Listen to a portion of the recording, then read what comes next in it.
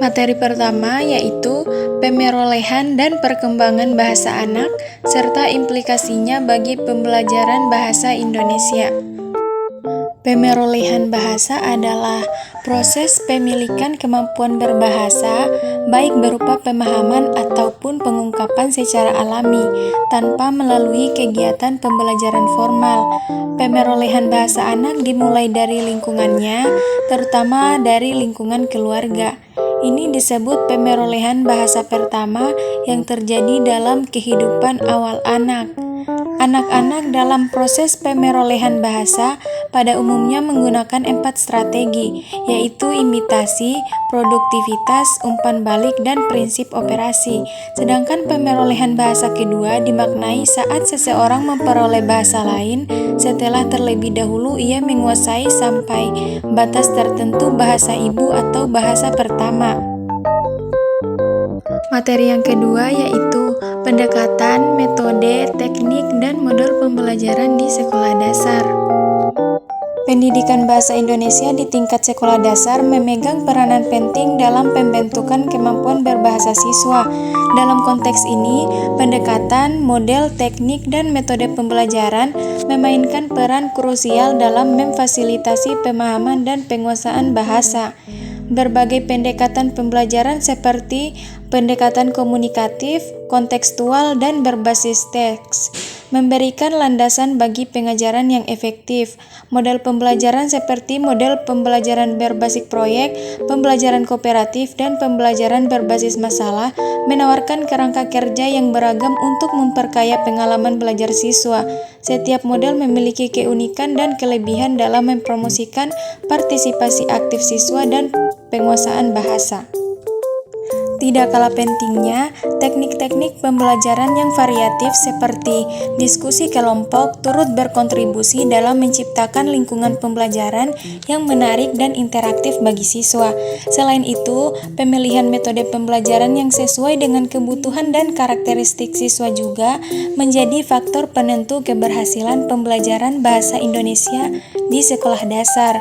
Metode pembelajaran dapat berupa pembelajaran tatap muka, pembelajaran jarak jauh, atau kombinasi dari keduanya yang disesuaikan dengan konteks dan ketersediaan sumber daya. Secara keseluruhan, pendekatan, model, teknik, dan metode pembelajaran bahasa Indonesia harus dipilih dan disusun secara cermat untuk mencapai tujuan pembelajaran yang optimal, yaitu membekali siswa dengan kemampuan berbahasa yang baik dan mengembangkan minat serta apresiasi terhadap bahasa dan sastra Indonesia. Materi yang ketiga yaitu konsep dasar membaca permulaan dengan metode bunyi, eja, KRSK, global, dan SAS. Macam-macam metode membaca permulaan yaitu pertama, metode eja atau bunyi atau spelling method adalah belajar membaca yang dimulai dari mengeja huruf demi huruf. Pembelajaran metode eja terdiri dari pengenalan huruf atau abjad A sampai dengan Z dan pengenalan bunyi huruf atau fonem. Kedua, metode suku kata atau syllabic method. KRSK yaitu belajar membaca permulaan dengan menyajikan kata-kata yang sudah dirangkai menjadi suku kata. Kemudian suku kata dirangkai menjadi kata yang terakhir. Yang ketiga, metode kalimat atau sintaksis method adalah cara belajar membaca kalimat secara utuh. Metode global ini didasarkan pada pendekatan kalimat. Yang keempat, metode SAS atau struktural analitik sintetik adalah metode yang disediakan untuk belajar membaca dan menulis permulaan di kelas permulaan sekolah dasar.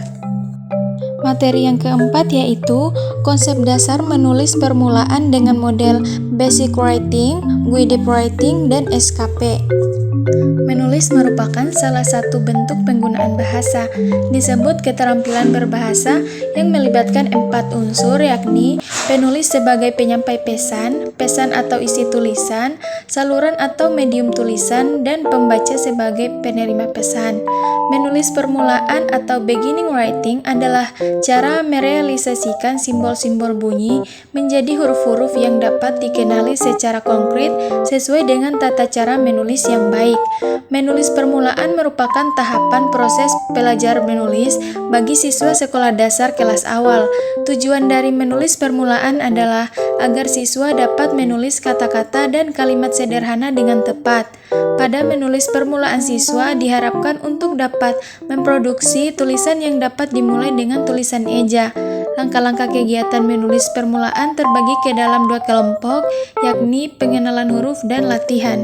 Materi kelima yaitu konsep dasar pembelajaran menyimak permulaan di sekolah dasar.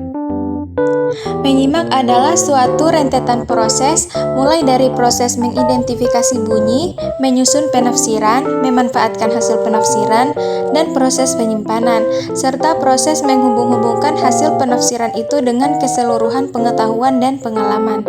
Dengan memahami berbagai jenis menyimak seperti menyimak ekstensif dan intensif, dan dengan informasi secara kritis dan reflektif, individu dapat meningkatkan cara mereka menyerap pengetahuan, mengembangkan keterampilan analisis, serta memperluas wawasan mereka.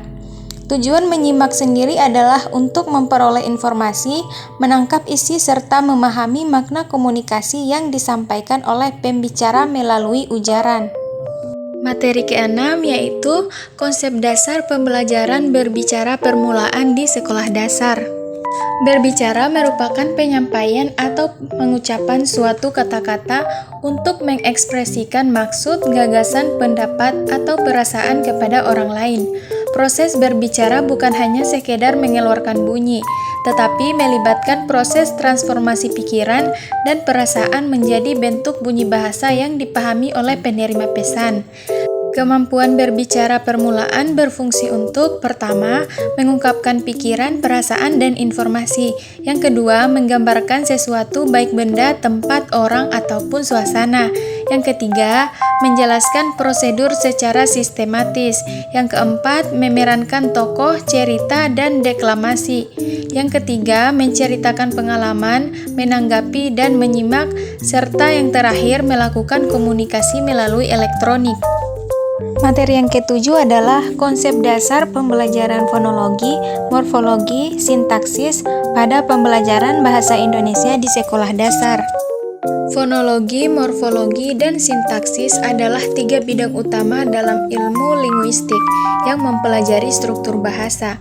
Fonologi adalah bidang linguistik yang mempelajari bunyi-bunyian bahasa, termasuk struktur dan fungsi bunyi dalam suatu bahasa. Morfologi adalah ilmu mengenai bentuk-bentuk dan pembentukan kata, sedangkan sintaksis adalah ilmu mengenai struktur kalimat dan bagaimana kata-kata digunakan dalam kalimat. Peran ketiganya sangat penting dalam pembelajaran bahasa Indonesia di sekolah dasar untuk membentuk dasar yang kuat dalam penguasaan bahasa siswa. Fonologi membantu siswa mengenali dan membedakan bunyi-bunyi bahasa. Morfologi membimbing siswa dalam memahami struktur kata-kata, sedangkan sintaksis mengajarkan siswa aturan tata bahasa. Penerapan pembelajaran fonologi, morfologi, dan sintaksis ini memerlukan strategi yang sesuai dengan perkembangan anak-anak. Beberapa strategi yang bisa diterapkan antara lain adalah pendekatan bermain dan berbasis kegiatan, cerita, dan dongeng. Materi ke-8 yaitu pembelajaran bahasa dan sastra Indonesia terpadu. Pembelajaran bahasa dan sastra Indonesia terpadu adalah pendekatan pembelajaran yang mengintegrasikan keterampilan berbahasa dengan pemahaman sastra Indonesia. Tujuannya adalah agar siswa dapat mengembangkan kemampuan berbahasa Indonesia dengan baik, mampu mengapresiasi karya sastra Indonesia, dan memiliki pemahaman yang lebih mendalam tentang kekayaan budaya dan sastra Indonesia. Pembelajaran ini dilakukan melalui metode pembelajaran aktif dan interaktif seperti diskusi, analisis teks sastra, penulisan kreatif, dan permainan bahasa untuk meningkatkan keterlibatan siswa dalam proses pembelajaran dan minat belajar mereka terhadap bahasa dan sastra Indonesia.